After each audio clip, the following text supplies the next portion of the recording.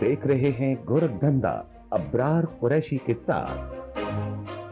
अस्सलाम वालेकुम साहिब, आप देख रहे हैं गोरखधंधा अब्रार कुरैशी। आपसे महत्वपूर्ण आज इन पहलुओं के ऊपर बात करनी है। उसमें जो गुज़श्ता रोज़ खबर दी थी, उसके बाद रावलाकोट की ताज़ा तरीन सूरत हाल क्या है, रात को धरना मुलतवी क्यों किया गया, उसकी वजह क्या थी, इसके ऊपर मैं बड़ी तफसील के साथ बात करूँगा। और बैकडोर मुज़ाकरात शुरू, क्या नतीजा निकलेगा, ये मुज़ाकरात कब शुरू हुए थे। हुकूमत और एक्शन कमेटी दोनों को फेस सेविंग चाहिए, लेकिन इसमें कौन कौन इन्वॉल्व है, इसमें कौन कौन से ऑप्शंस हैं, किस तरह के खदशात हैं और कौन जो है इसमें अहम किरदार अदा कर सकता है, इन तमाम पहलू के ऊपर जो है वो तफसील से बात करेंगे। सबसे पहले गुज़श्ता रात मैंने खबर दी थी जिसके मुताबिक धरना जो था वो ख़त्म कर दिया गया।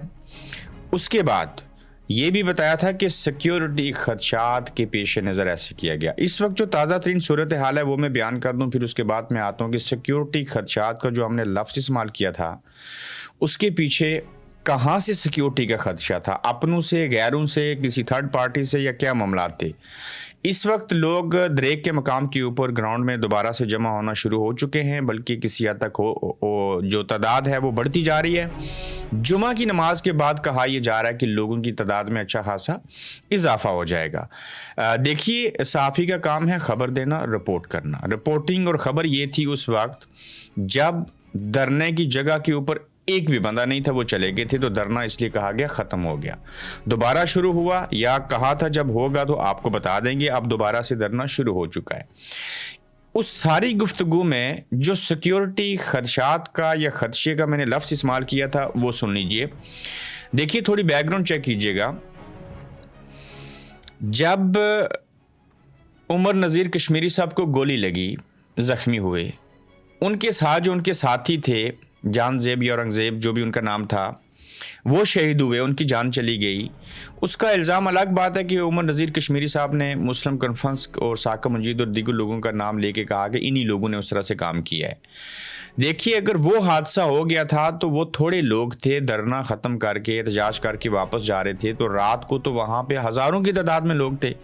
तो वहाँ रेंजर्स फ़र्ज़ करें ना भी मारे, पुलिस ना भी मारे, कोई तीसरी कुव्वत आके फायरिंग कर देती, जिसको सिक्योरिटी खदशे का लफ्ज़ इस्तेमाल किया गया। और ये स्टेज से सरदार खिज़र अयाद एडवोकेट साहब ने अल्फाज का इस्तेमाल करते हुए कहा था कि सिक्योरिटी खदशात के बाइस हम आर्जी दौर के ऊपर धरने को ख़त्म करते हैं, लिहाजा आप लोग यहाँ से चले जाएं, फिर हम वापस आ जाएंगे जब जॉइंट अवामी एक्शन कमेटी कहेगी। तो जो पहले हमले हुए और चीज़ें देखी हमने, उसके बाद अगर ये लोग वहीं पे रहते, धरना मुलतवी ना करते, जो सिक्योरिटी ख़तरा था वो बढ़ सकता था, जिसकी वजह से धरने को ख़त्म किया गया था। और जब धरना ख़त्म हुआ तो मैं फिर रिपीट करता हूँ, उसकी हमने खबर दी, वहाँ पे बंदा भेजा, हमारी गाड़ी गई, दोनों जगहों के ऊपर कोई लोग नहीं थे। मुझे लगा कि ये जो धरना ख़त्म हुआ है, जो सूरत हाल है, इसको रिपोर्ट करना चाहिए और चीज़ें जो है वो सामने आनी चाहिए, क्योंकि हमने खबर देनी है। बाकी जहाँ तक बात रही, लोग तनकीद भी करते हैं, हमसे कमी पेशी भी हो सकती है, और हमें किसी को ये सर्टिफिकेट किसी से लेने की ज़रूरत नहीं है, मुझे ख़ासकर, कि हम किसके साथ हैं और किसके साथ नहीं है। हम हर उस शख्स के साथ हैं जो हक पे है, सच पे है, सही बात करता है, और ख़ासकर कश्मीर और नस्ल होते हुए अपनों के साथ तो है ही हैं। हम भी अपने आप को बड़ी बड़ी चीज़ों के ऊपर रिस्क लेके चीज़ें करके अपने हिस्से का काम कर रहे होते हैं। बाकी डर और खौफ खुदा की ज़ात के बाद किसी का नहीं है, मौत का भी नहीं है। तैयारी है ना, पैदा होने के बाद मरने के अलावा कोई ऑप्शन नहीं है, तो लिहाजा बाकी चीज़ों पे तवज्जो ना दें, हमें अपनी चीज़ों के ऊपर फोकस करना है। और अब आगे चल के बात करते हैं कि और ख़बरें क्या हैं, और चीज़ें क्या चल रही हैं, और सूरत हाल क्या है। साहब, वो यहाँ एक सवाल ये है कि कितने रोज़ ये वहाँ पे लोग बैठ सकते हैं, कितना इनका स्टेमिना है, कितनी विल पावर है, खाना पूरा हो जाएगा। अब ये जो बातें हैं ना, ये इस्टेब्लिशमेंट और हुकूमत देख रही है और गौर कर रही है। इनको भी बिठाते हैं वहाँ पे, बारिश भी होगी, धूप भी होगी, खाना भी खाएंगे, चाय भी पियेंगे, ख़त्म भी होगा, सब कुछ होगा। अब मैं यहाँ एक चीज़ बता दूँ, देखिए, उस दिन हमें ये पता चला कि पुलिस वालों को भूख लगी।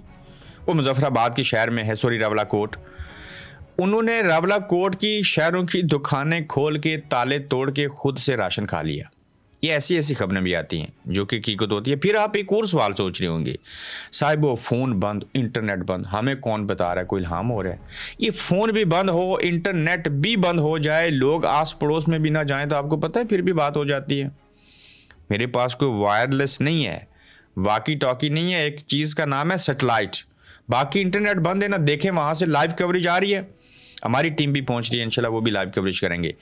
तो कहने की बात है कि जब काम करने पे आए तो सारी चीज़ों का तक इंसान पहुंच सकता है।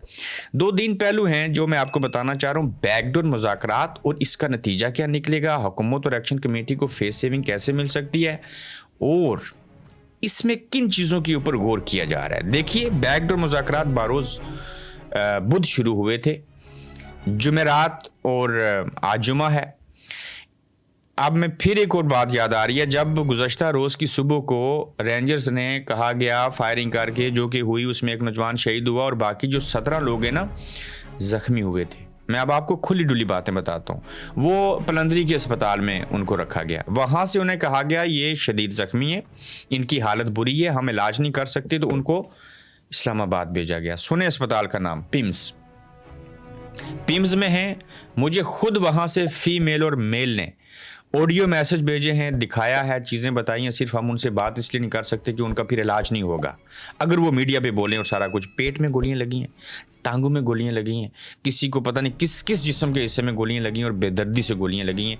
ये भी एक सूरत हाल है। ये बातें हम इसलिए ऐड करते हैं कि आप लोग खौफ ना खाएं, डर ना जाएं, लेकिन ये हमारी जिम्मेदारी है कि हम आपको सारी सूरत हाल जो है वो सामने रखें। कई दफ़ा ना हम हमदर्दी में बेशुमार चीज़ें जो एथिक्स होते हैं उनको भूल जाते हैं।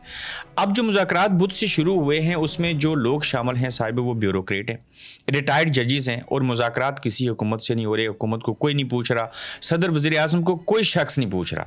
नोटिफिकेशन भी जो होता है उनके बारे में लिखा होता है लेकिन उनसे पूछता कोई नहीं, इलेक्ट्रॉनिक साइन जो है वो कर दिए जाते हैं।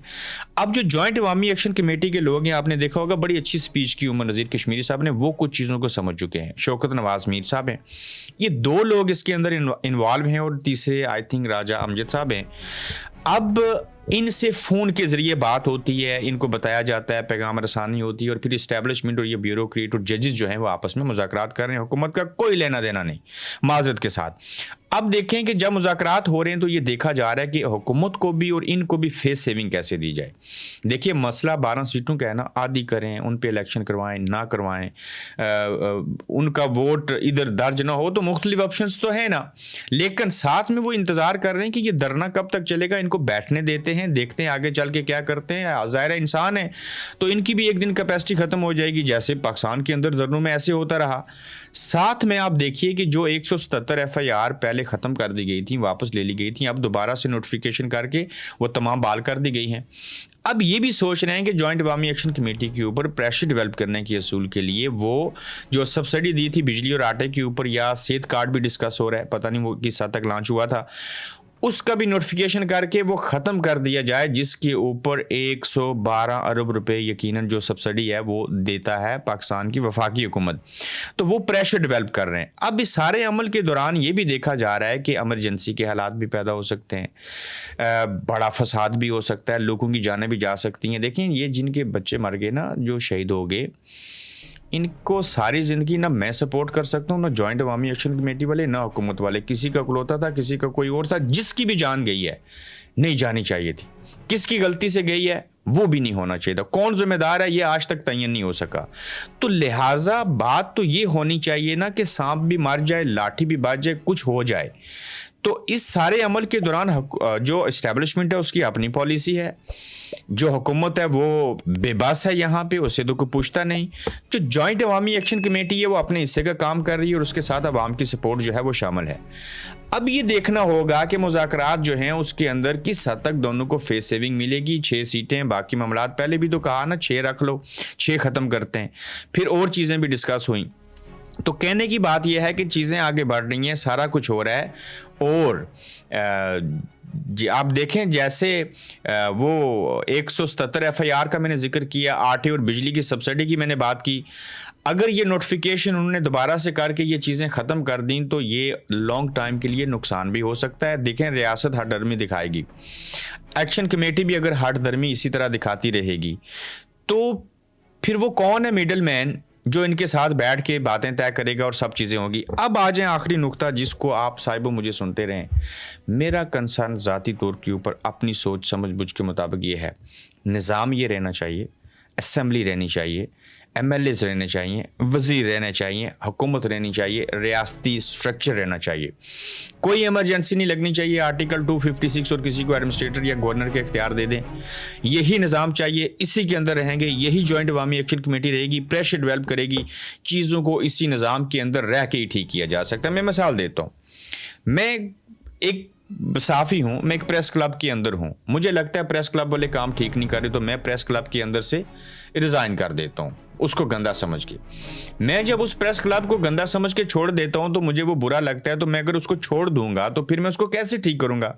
तो लिहाजा किसी सिस्टम को ठीक करने के लिए उस सिस्टम का हिस्सा बनना या हिस्सा बने रहना बड़ा ज़रूरी है। तो ये मिसाल दी है मैंने आपको, तो देखना ये होगा कि हट दर्मी से बात बनेगी, ताकत से बात बनेगी, टकराव से बात बनेगी या मुफाहमत से बात बनेगी। ताकत दिखा दी ना, एंड ऑफ द डे जाने चली जाएं, देखें 40-50 लोग चले गए ना दुनिया से, रेंजर्स के भी गए, सिविलियन भी गए। एंड ऑफ द डे क्या होगा? फिर भी तो मुज़ाकरात होंगे। अब तक रावला कोर्ट में है, कितना अरसा ठहरेंगे, क्या हालात और वाक़यात होंगे, उधर वो इंतज़ार कर रहे हैं, इधर ये चीज़ें हो रही हैं। मिडल मैन चाहिए, हमेशा चाहिए होता है, कोई जंग हो, कोई दिगर हालात हो, उसके बाद जाके सूरत हाल जो है वो बेहतर होती है। धरना दोबारा शुरू हो चुका है, लोग जमा होना शुरू हो चुके हैं। जुमा की नमाज के बाद यकीनन आप जब तक ये व्लॉग आप मेरा देख रहे होंगे, जुमा की नमाज भी हो चुकी होगी, तो इस हवाले से जितनी भी अपडेट्स होंगी आपके सामने ज़रूर रखेंगे।